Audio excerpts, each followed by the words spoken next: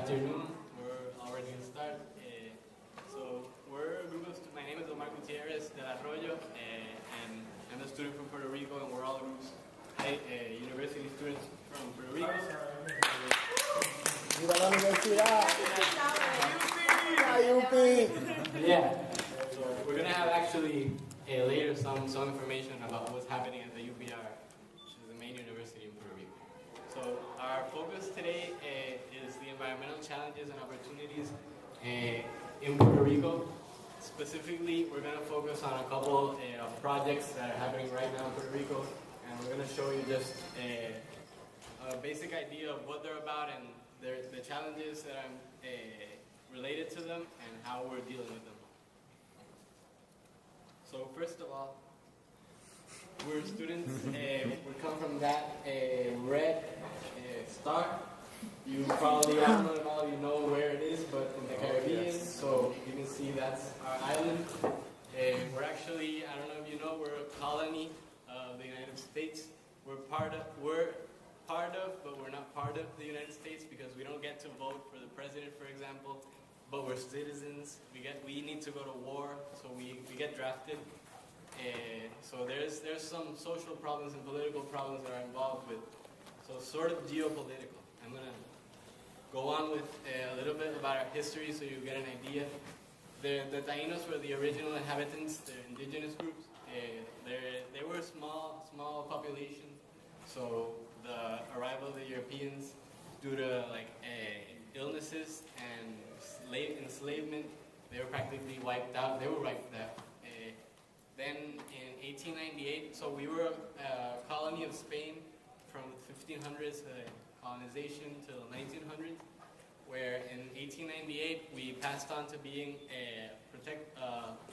part of the United States due to the Spanish-American War.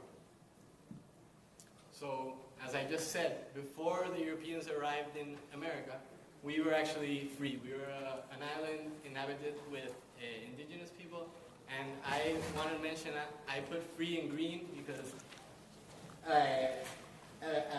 as we evolved our political status, we lost natural cover. There's been some different dynamics that have been happening, but in general, we've destroyed our natural habitat as we've gone from being independent or free, going to a colony of Spain, and now we're a colony of the United States. So just a little bit of the results and how that influences our lives. Well, we have limited powers in Puerto Rico because we don't have all the sovereignty we need to make the decisions that will lead us to sustainable development, and political stagnation because the issue of status and belonging or not belonging to the U.S. has caused there's no progress, and the issues are the same. As you can see here, politics are bipartisan. It's totally divided between the statehooders and the people who want the status quo, which is staying a Commonwealth of the United States. So actually, a good estimate is about 10 people in Puerto Rico, 4 are pro-statehood, 4 are status quo, 1 is pro-independence, and 1 is unaffiliated, which can go either way, or with smaller parties that are around. But it's practically the same thing as here in the United States. But they're not divided by Democrats or Republicans. They're actually divided by status. So something incredible right now is the Blue Party, the New Progressive Party stateholders, are actually in power now. But we have a governor who's a Republican and a resident commissioner who's actually like the equivalent of a congressman here in Congress, but he doesn't have a vote. He's a Democrat. So there's actually, it says the president and vice president were Democrat and Republican.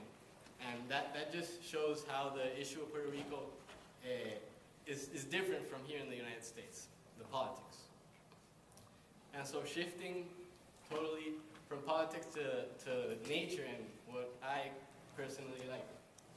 This is the former Royal Island. The different colors you see are different, the formation, how the geologic formation of the island. You can see there's different, they mostly formed through volcaniclastic material that built it up in the surface of the seafloor. So it lifted and this is what we get. So just to get an idea of the ecosystems, we go, just so that you know, because this picture doesn't show you well, there's a topographic, there's more altitude, a chain of mountains in the middle, running from the middle of the island.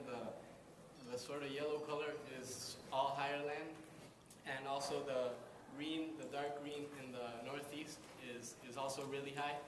And you can see most of the island is moist forest, which is actually all of the island's natural cover is forest, but the dominant is moist forest.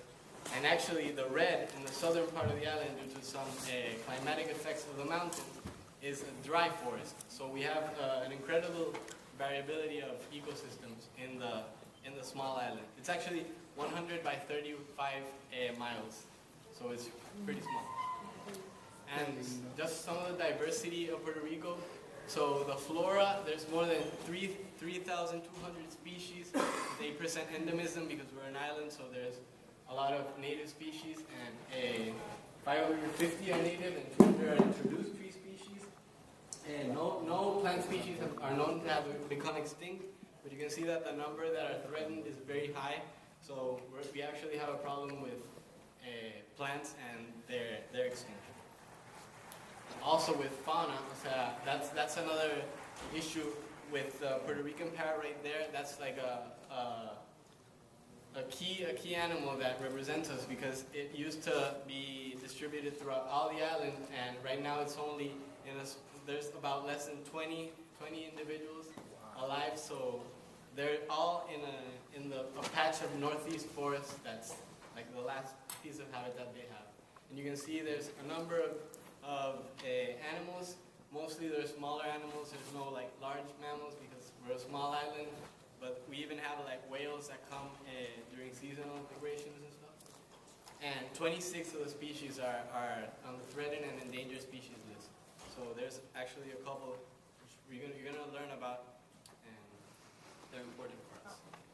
Just to get an idea of the extent of forest and mangroves, you can see in the central part of the island, which is the mountains, there's the most cover because the urban sprawl is less there.